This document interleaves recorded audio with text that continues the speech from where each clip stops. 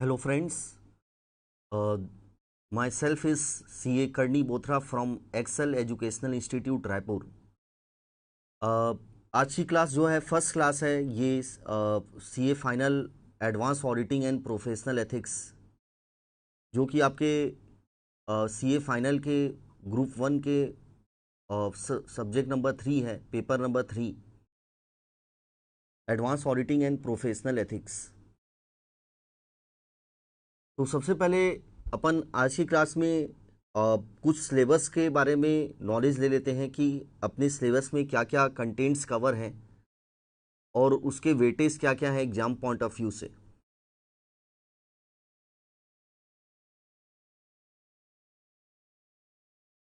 तो अपनी इंस्टीट्यूट ने ना इस सब्जेक्ट को 3 मॉड्यूल में डिवाइड किया है, module 1, module 2 and module 3।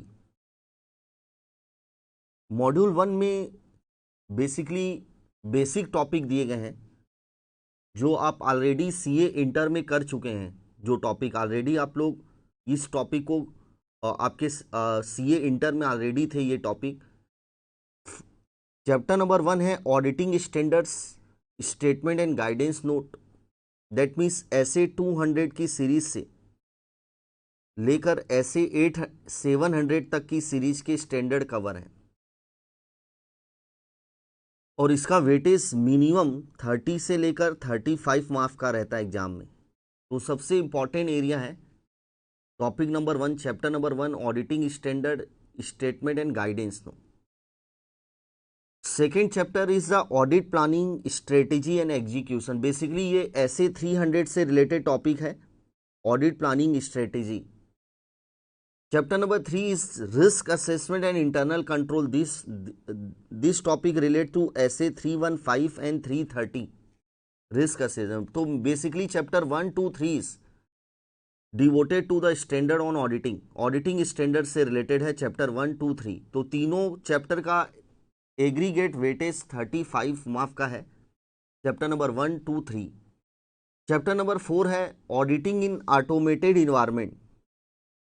Automated environment जो CA इंटर में भी था टॉपिक, ऑटोमेटेड इन्वायरमेंट की मीनिंग, फीचर, रिस्क, ये सभी चीज़ें यहाँ पर, controls, journal IT control, application IT control, ये सभी कवर होंगे और इसका वेटेज फिक्स है 4 से 5 मार्क्स। तो ये टॉपिक बहुत छोटा सा टॉपिक है और इसमें आपको स्कोरिंग करना है, फुल स्कोर लेने हैं चैप्टर नंबर 4 में, क्योंकि ये बहुत छोटा सा टॉपिक है और एक क्वेश्चन हर एग्जाम में आता है चैप्टर नंबर 4 से। तो चैप्टर नंबर 4 को फर्स्ट प्रेफरेंस रखिएगा। अगर जब भी आप रिवीजन करें ऑडिट का तो चैप्टर नंबर 4 को पहले कंप्लीट कर लीजिए, क्योंकि आपको सबसे पहले इस चैप्टर से 5 मार्क्स सिक्योर करने हैं। Chapter number 5 with respect to audit of limited company, that means company audit, LLP audit, audit of dividend, ये सभी यहाँ पर कवर होंगे। लिमिटेड कंपनी की audit, that means company audit, और इसका वेटेज 10 से लेकर 15 मार्क्स का रहता है company audit. And chapter number 6 is the audit report, that means इसमें SAC 700 के रिस्पेक्ट में सीरीज दी गई है। तो ये भी स्टैंडर्ड ऑन ऑडिटिंग से रिलेटेड है। जो चैप्टर नंबर 1 है उसी से रिलेटेड है चैप्टर 6 ऑडिट रिपोर्ट। इंस्टीट्यूट ने अलग से इसको एक चैप्टर में डिवाइड कर दिया है, ऑडिट रिपोर्ट। तो ये हो गया अपना मॉड्यूल 1। तो मॉड्यूल 1 का वैसे वेटेज देखा जाए तो ओवरऑल 50 मार्क्स का वेटेज रहता है एवरेज आउट ऑफ 120, क्योंकि 120 मार्क्स के क्वेश्चन रहेंगे तो उसमें से 50 मार्क्स का एवरेज वेटेज रहेगा मॉड्यूल 1 का। अब आते हैं module 2, chapter number 7 audit committee and corporate governance, that means LODR regulation, जो आपके लॉ में भी कवर है, corporate and economic law, audit committee and corporate governance. इसका भी एक क्वेश्चन जनरली रहता है 4 मार्क्स का। Next is the audit of consolidated financial statement, CFS, क्योंकि आजकल आप सभी जानते हैं कि अगर आपकी सब्सिडरी या एसोसिएट है तो आपको CFS भी प्रिपेयर करना है और उसकी भी ऑडिट होगी। तो CFS की ऑडिट में क्या क्या एरिया कवर करेंगे, ये चैप्टर नंबर 8 में आपके सिलेबस में। Chapter number 9 is the very vast topic, is the audit of bank, banking company की ऑडिट, जो कि बहुत वास्ट चैप्टर है, बहुत ज़्यादा, और इसका वेटेज केवल ओनली 5 मार्क्स का है। तो रिवीजन के समय मुझे सबसे लास्ट में कवर करना है चैप्टर नंबर 9, क्योंकि बहुत वास्ट है और केवल 5 मार्क्स इसका वेटेज है एग्जाम में। Next is the audit of insurance company. एक क्वेश्चन नॉर्मली आता है 5 मार्क्स का। ऑडिट ऑफ इंश्योरेंस कंपनी बहुत छोटा सा और बहुत ईजी टॉपिक है। LIC और GIC की ऑडिट, जर्नल इंश्योरेंस कंपनी और life insurance company. Chapter number 11 is the audit of NBFC, non banking financial company. NBFC की ऑडिट है, ये भी एक छोटा सा टॉपिक है। इससे भी एक क्वेश्चन आपको 4 से 5 मार्क्स का मिलता है। And audit under physical law, that means tax audit हो गई। Chapter number 12 is the tax audit, GST audit. ये भी एक बहुत इंपॉर्टेंट टॉपिक है जो कि आप अपनी ऑफिस में भी इसका प्रैक्टिकल करते हैं, प्रैक्टिस करते हैं। तो tax audit and the GST audit is the chapter number 12। तो ये हो गया अपना मॉड्यूल 2 और इसका वेटेज अप्रोक्सीमेट 30 से 35 मार्क्स का है। नेक्स्ट इज द मॉड्यूल 3,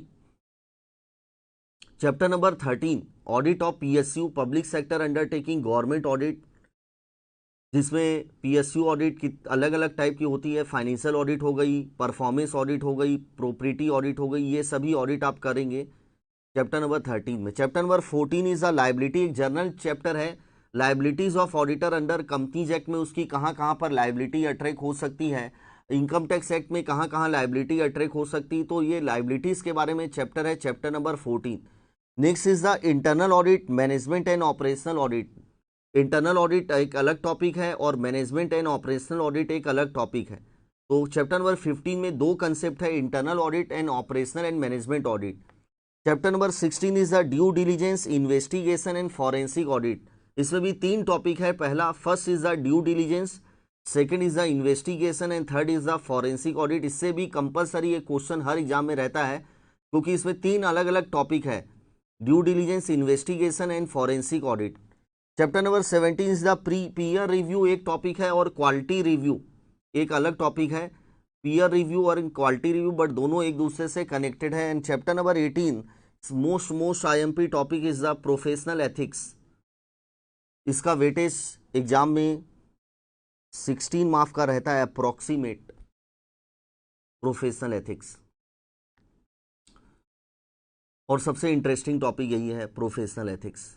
तो ऑडिट का सिलेबस जो है ना वो बहुत ज़्यादा वास्ट है, बहुत ज़्यादा वास्ट है।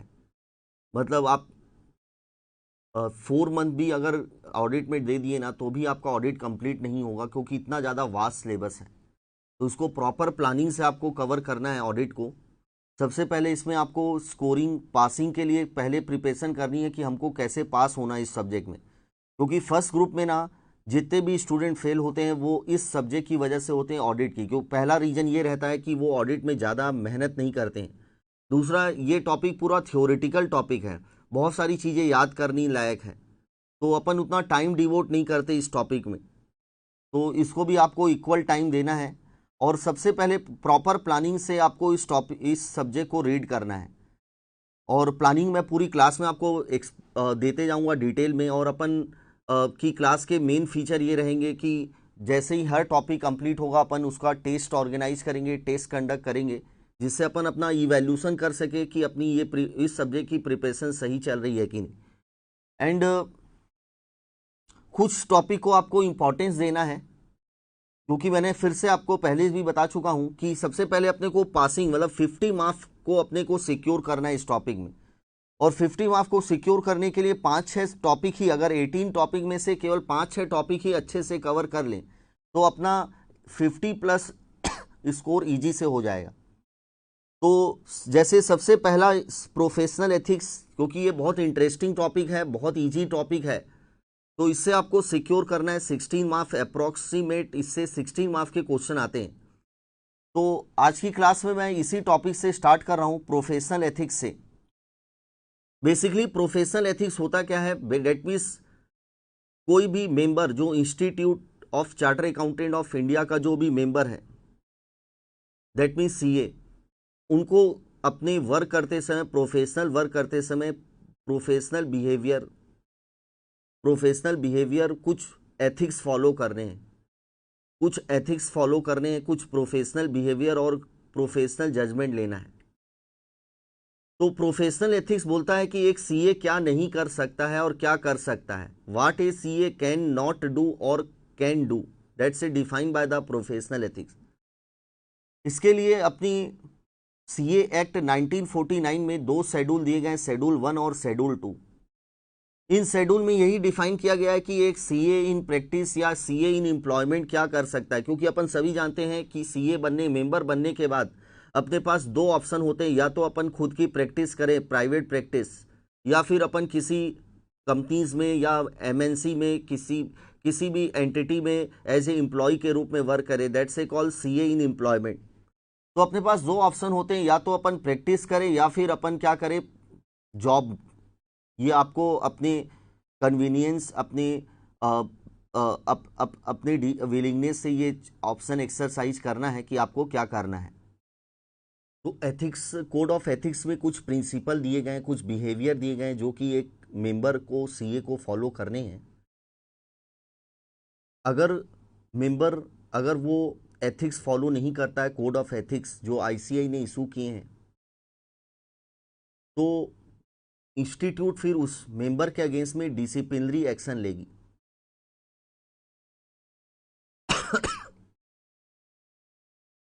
तो अगर कोई मेंबर कोई भी ऐसा एक्ट करता है या ओमिशन करता है, कोई भी ऐसा एक्ट या ओमिशन करता है जो कि सीए एक्ट में मिसकंडक्ट के रूप में है, डिफाइन किया गया है, then the institute shall take the disciplinary action against the such member। तो सबसे पहले मिसकंडक्ट दो टाइप के होते हैं, प्रोफेशनल मिसकंडक्ट और अदर मिसकंडक्ट। प्रोफेशनल मिसकंडक्ट मतलब अगर आप प्रोफेशनल कैपेसिटी में अगर कोई ऐसा एक्ट या ओमिशन करते हैं, प्रोफेशनल कैपेसिटी में अगर आपने कोई ऐसा एक्ट और ओमिशन किया है which has been provided in the schedule of this act, इस एक्ट में शेड्यूल दिए गए, शेड्यूल 1 और शेड्यूल 2, जिसमें सर्टेन एक्ट डिफाइन किए गए हैं, अगर आप वो एक्ट या ओमिशन करते हैं तो उसे अपन प्रोफेशनल मिसकंडक्ट बोलेंगे। और अदर मिसकंडक्ट मतलब आप अपनी पर्सनल लाइफ में भी अगर कोई भी ऐसा एक्ट और ओमिशन करते हैं तो that's a called the other misconduct. Section 21 of the CA act, a member is liable to disciplinary action, मतलब अपनी इंस्टीट्यूट उस मेंबर के अगेंस्ट में डिसिप्लिनरी एक्शन लेगी। क्या डिसिप्लिनरी एक्शन लेगी करेंगे अभी, इससे क्वेश्चन भी आता है सेक्शन 21 से। तो मेंबर के अगेंस्ट में डिसिप्लिनरी एक्शन लिया जाएगा under section 21 if he found the guilty of professional or other misconduct. According to section 22 of the CA act, the expression professional or other misconduct shall deem to include any act or omission provided in any of the schedule। तो अगर schedule में, schedule मतलब schedule 1 और schedule 2, schedule 1 और schedule 2 में अगर आपने कोई ऐसा एक्ट और ओमिशन किया है जो शेड्यूल 2 में दिया गया है शेड्यूल 1 में, that's a called the professional or other misconduct.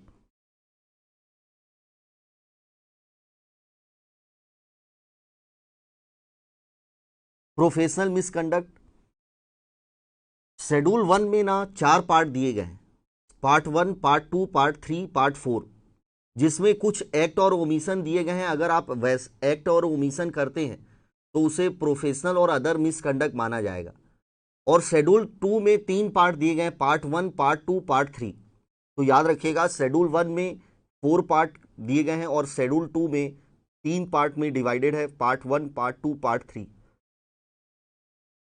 तो प्रोफेशनल मिसकंडक्ट का मतलब has been define in the part 1, 2, 3 of the first schedule and part 1, 2 of the second schedule.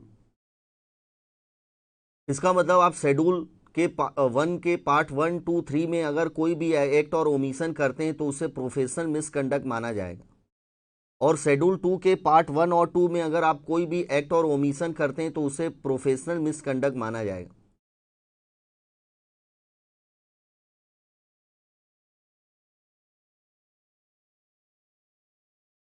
तो if the member is found guilty of any of the act or omission as stated in the respective part of the schedule, मतलब part 1, part 2, part 3 of the schedule 1 or part 1 or part 2 of the schedule 2 he shall deem to be the guilty of professional misconduct.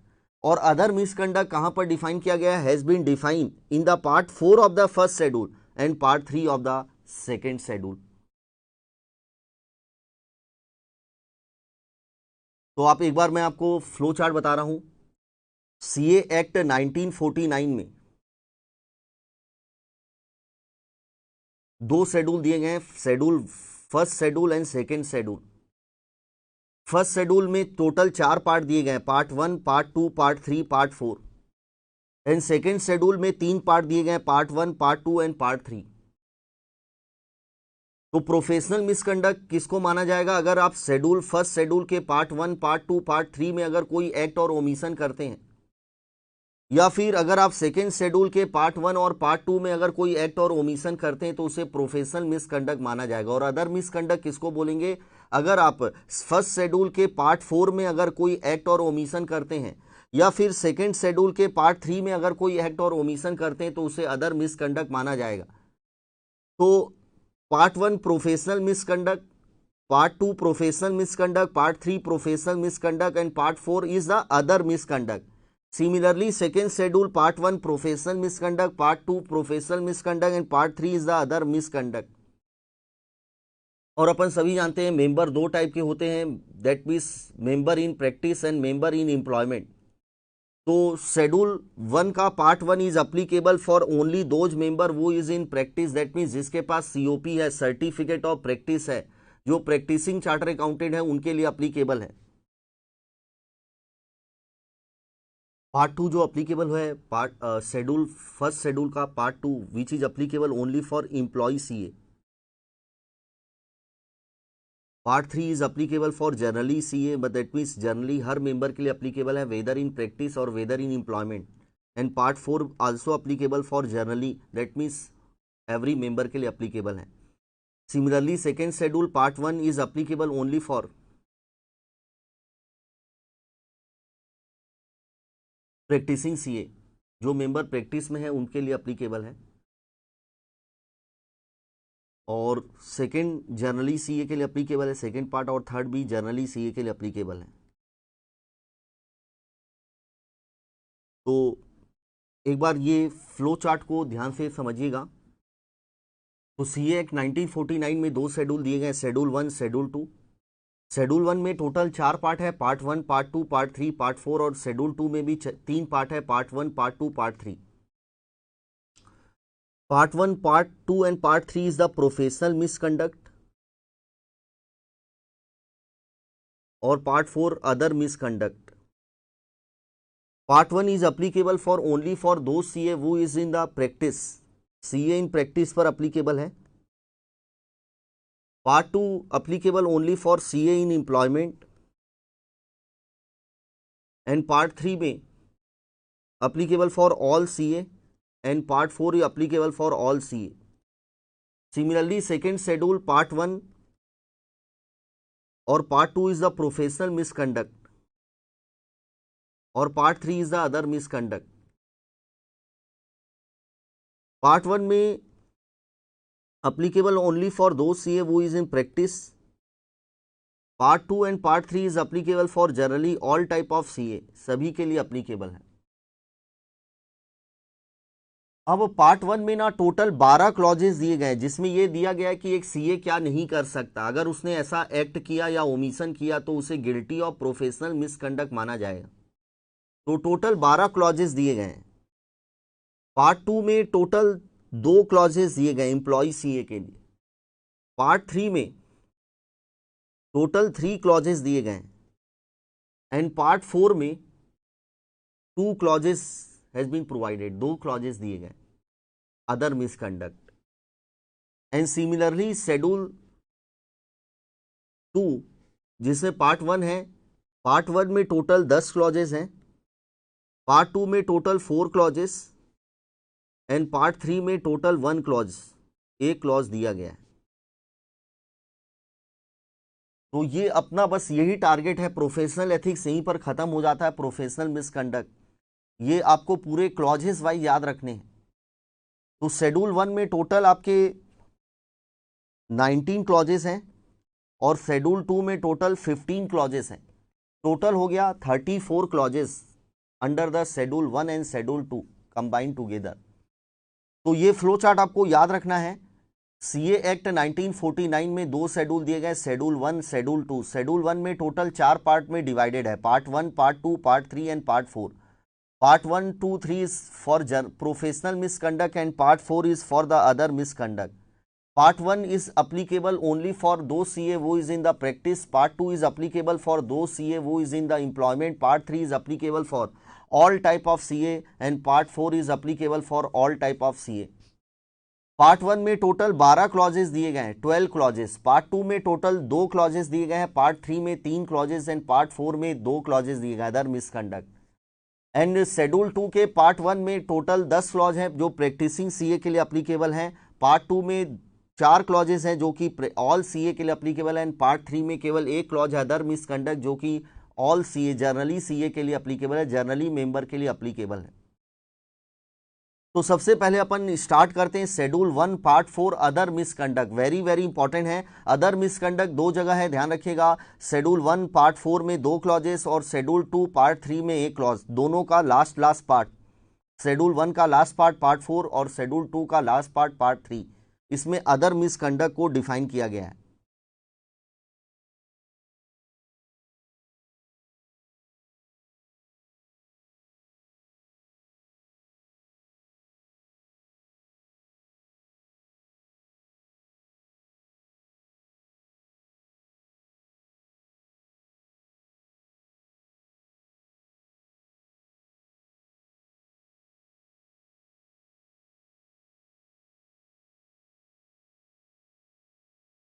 Other misconduct has been defined in the part 4 of the first schedule and part 3 of the second schedule. These provisions empower the council, that means ICI, to inquiry into the misconduct of the member even if does not arise out of his profession। मतलब अगर उसने कोई भी ऐसा काम किया भले ही वो प्रोफेशनल वर्क से रिलेटेड नहीं है तो वो अदर मिसकंडक्ट में कवर होगा और अपनी इंस्टीट्यूट काउंसिल इंक्वायरी कर सकती है और डिसिप्लिनरी एक्शन ले सकती है। This is considered necessary because a chartered accountant is expected to maintain the high standard of integrity even in his personal affair। मतलब उसको हाईएस्ट इंटीग्रिटी मेंटेन करनी है अपने पर्सनल अफेयर्स में भी। And any deviation from this standard even in his non professional work would expose him to the disciplinary action.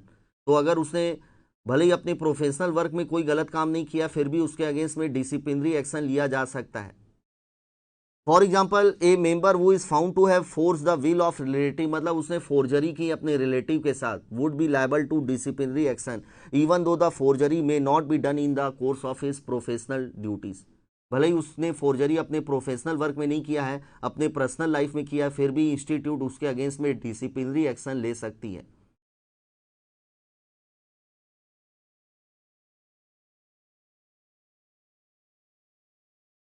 कुछ example other misconduct के जो बहुत इंपॉर्टेंट है। ये सभी केसेस में ये माना जाएगा कि मेंबर ने अदर मिसकंडक्ट किया और इंस्टीट्यूट डिसिप्लिनरी एक्शन लेगी। First, when a CA retain the books of account and document of the client and fail to return this the client to the request without a reasonable cause. मतलब एक CA ना client की books of account को return नहीं कर रहा है, even client ने उसकी पूरी फीस पे कर दी है, जो भी ऑडिट फीस थी, जो भी कंसल्टेंसी फीस थी वो पूरी पेड हो चुकी है, फिर भी सीए क्लाइंट की बुक्स को रिटर्न नहीं कर रहा है, तो ये माना जाएगा कि अदर मिसकंडक्ट, एक सीए ने अदर मिसकंडक्ट किया है। Next is when a CA make a material miss representation. अगर वो बहुत बड़ा झूठ बोलता है, मटेरियल मिस, किसी भी अथॉरिटी के सामने, किसी भी पर्सन के सामने अगर मटेरियल मिस रिप्रेजेंटेशन कोर्ट के सामने बोलता है तो उससे अदर मिसकंडक्ट माना जाएगा। Third is when a CA uses the service of his article or audit assistant for the purpose other than professional work. मतलब वो अपने आर्टिकल का प्रोफेशनल वर्क के अलावा कोई दूसरे लाइक अपने पर्सनल वर्क के लिए यूज कर रहा है अपने आर्टिकल का, तो अदर मिसकंडक्ट में सीए कवर हो जाएगा। नेक्स्ट, अगर कॉन्विक्शन, मतलब कोर्ट ने उसे कॉन्विक्ट कर दिया है, डिक्लेयर कर दिया कि आपने ऑफेंस किया है, तो इस केस में अगर उसने ऑफेंस किया है किसी भी लॉ में, किसी भी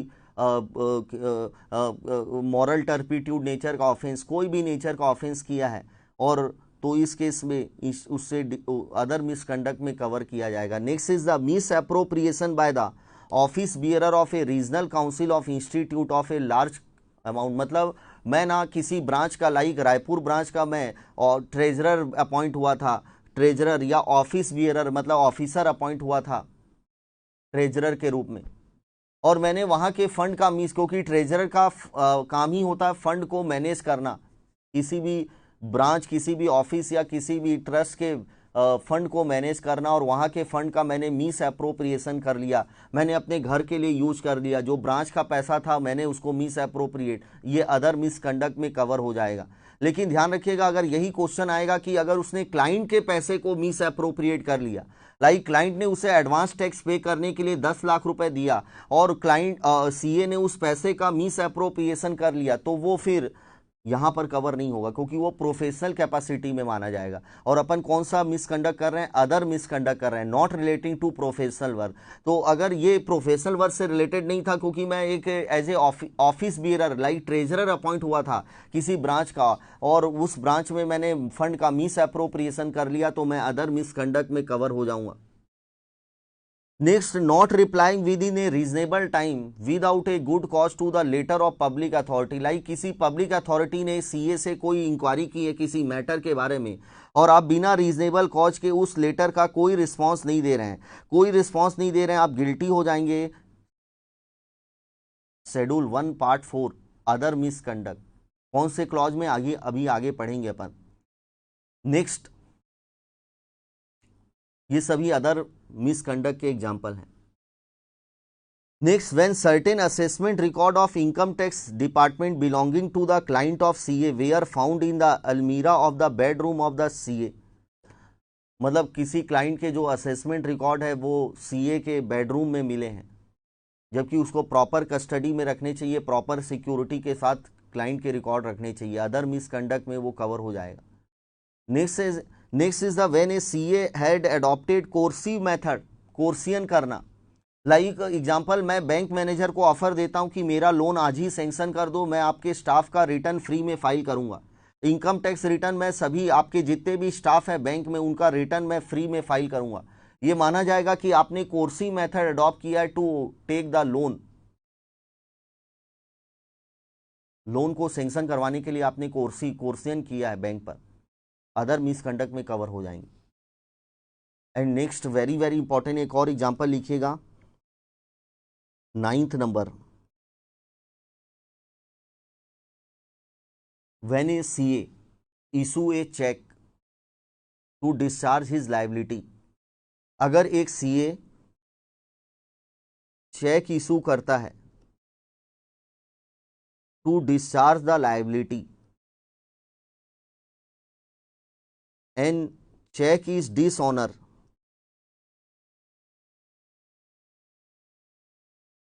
due to insufficiency of fund,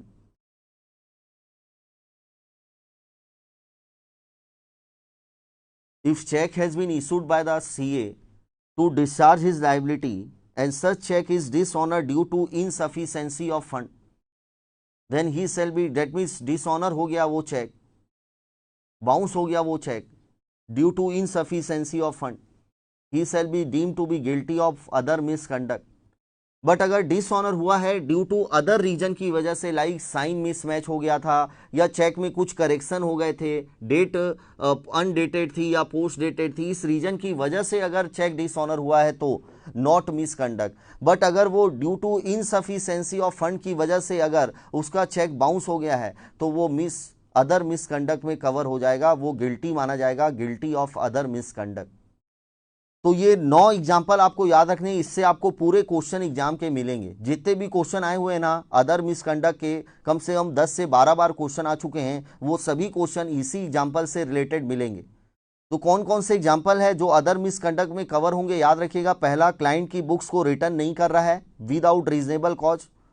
second, material miss representation देना।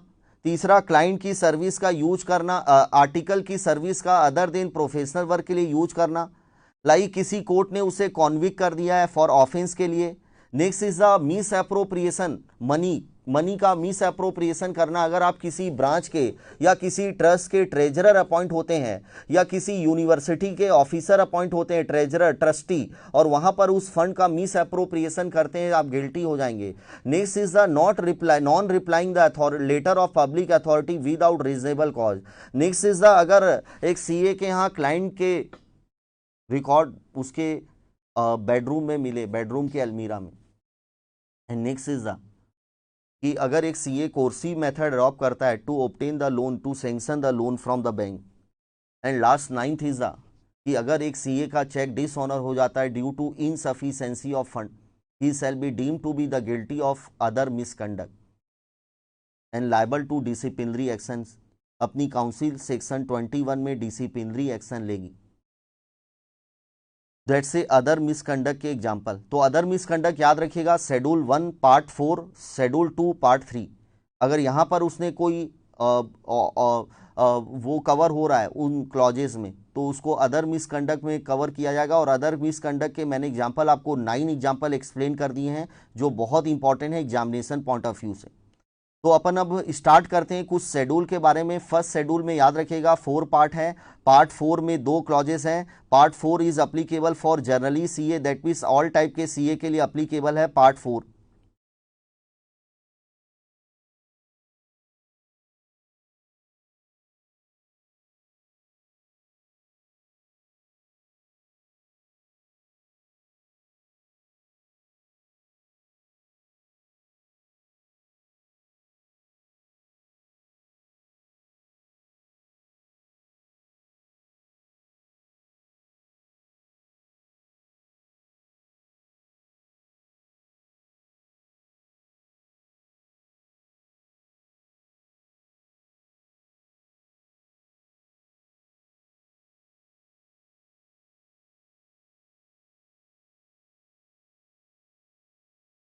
Part 4 other misconduct, schedule 1 part 4।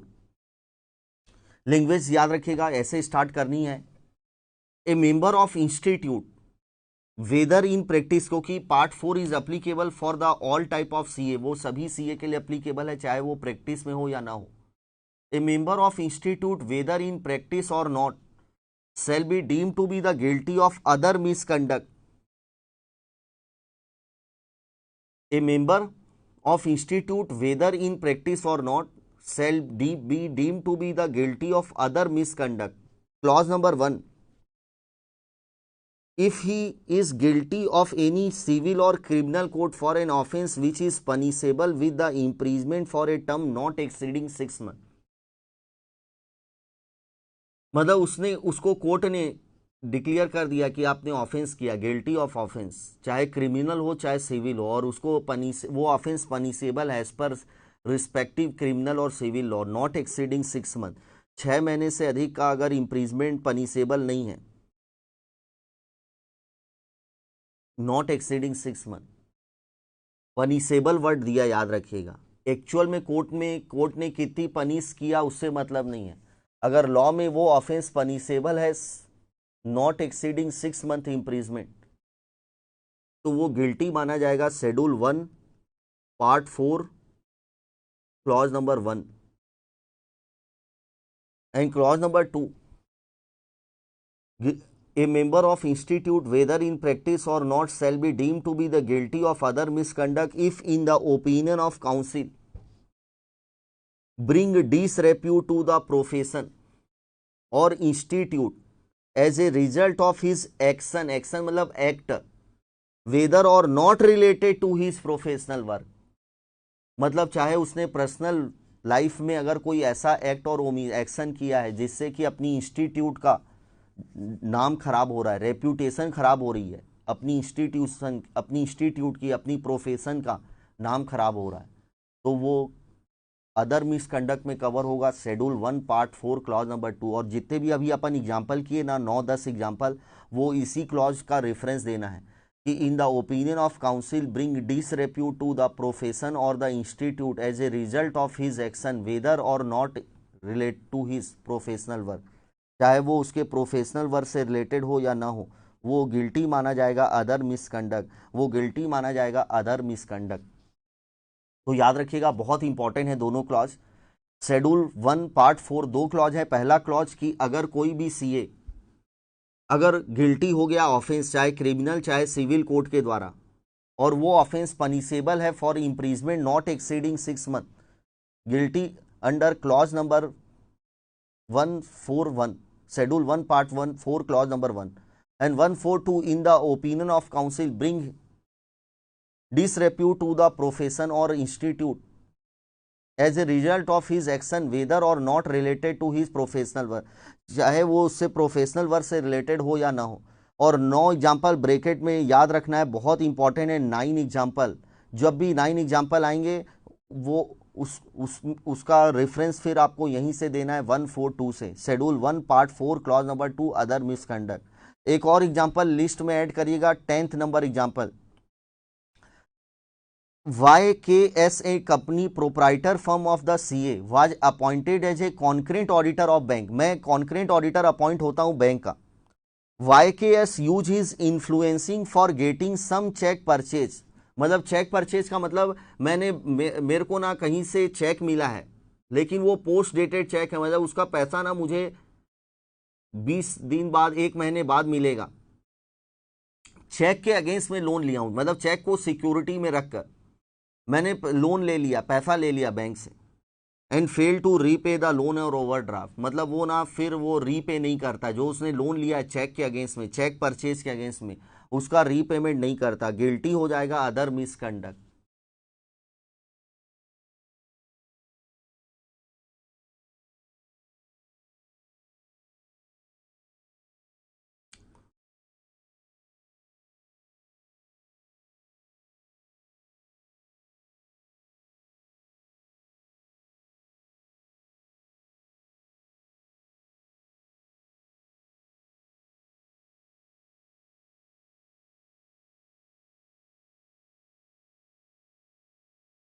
और इसी के साथ एक और शेड्यूल कंप्लीट कर लीजिएगा। देखिए अदर मिसकंडक्ट कहाँ दिए गए थे, फिर से शेड्यूल 1 पार्ट 4 में दिए गए हैं 2 क्लॉज, और शेड्यूल 2 पार्ट 3 में 1 क्लॉज, और उसमें यही दिया गया, देखिए a member of institute whether in practice और not shall be deem to be the guilty of other misconduct if he guilty, जो यहाँ पर फर्स्ट क्लॉज है ना वही वहाँ पर फर्स्ट क्लॉज है, डिफरेंस क्या है, if he has guilty for by any civil or criminal code for an offence which is punishable for an imprisonment exceeding 6 month, not exceeding 6 month 141, और अगर एक्सीडिंग 6 मंथ पनिशेबल है वो offence, तो schedule 2 part 3 clause number 1, schedule 2 part 3 clause number 1, schedule 2 part 3 clause number 1 में वो वहां पर cover होगा। अगर इम्प्रीजमेंट पनिशेबल है एक्सीडिंग 6 मंथ, तो शेड्यूल 2 पार्ट 3 क्लॉज नंबर 1 में कवर होगा।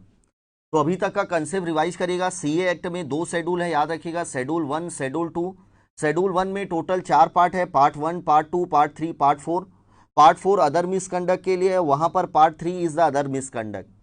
अब इधर देखिएगा पार्ट 1 में टोटल कितने क्लॉजेस है, 12 क्लॉज है, जो किसके लिए अप्लीकेबल है, मेंबर इन प्रैक्टिस। पार्ट 2 में 2 क्लॉजेस है, जो किसके लिए अप्लीकेबल है, मेंबर इन एम्प्लॉयमेंट। पार्ट 3 में कितने क्लॉजेस है, याद रखिएगा 3 क्लॉजेस है जनरली मेंबर के लिए, मतलब ऑल टाइप के मेंबर के लिए अप्लीकेबल है। एंड पार्ट 4 में 2 क्लॉजेस है जो अपन कंप्लीट कर चुके हैं, अदर मिसकंडक्ट 2 क्लॉजेस, पहला ऑफेंस नॉट एक्सीडिंग 6 मंथ और सेकेंड डिसरेप्यूट टू द प्रोफेशन या इंस्टीट्यूट। सेकेंड शेड्यूल 2 जिसमें पार्ट 1 में टोटल 10 क्लॉजेस है जो कि मेंबर इन प्रैक्टिस के लिए अप्लीकेबल है। पार्ट 2 में टोटल आपके 4 क्लॉजेस हैं which is applicable for all type of member whether in practice और whether in employment. And part 3 में एक क्लॉज है जो कर चुके हैं अपन complete, that means offence exceeding 6 month imprisonment other misconduct, जो कि हर टाइप के मेंबर के लिए अप्लीकेबल है। और वो 10 एग्जाम्पल याद रखने अदर मिसकंडक्ट के, शेड्यूल 1 पार्ट 4 क्लॉज नंबर 2 में ये सभी 10 एग्जाम्पल कवर होंगे। जिसमें सबसे इंपॉर्टेंट है डिसऑनर ऑफ चेक का। याद रखिएगा कि अगर मैं अपनी लायबिलिटी को पे करने के लिए अगर कोई चेक इशू करता हूं और वो चेक बाउंस हो जाता है ड्यू टू इनसफिशिएंसी, यानी कि आपने जानबूझकर चेक तो पेमेंट कर दिया लेकिन आपको तो पता था आपके बैंक अकाउंट में पैसा नहीं है, फिर भी आपने चेक इशू कर दिया, तो यहाँ पर आप लायबल रहेंगे अदर मिसकंडक्ट के लिए। इंस्टीट्यूट आपके अगेंस्ट में डिसिप्लिनरी एक्शन लेगी। That's is schedule 1 part 4 clause number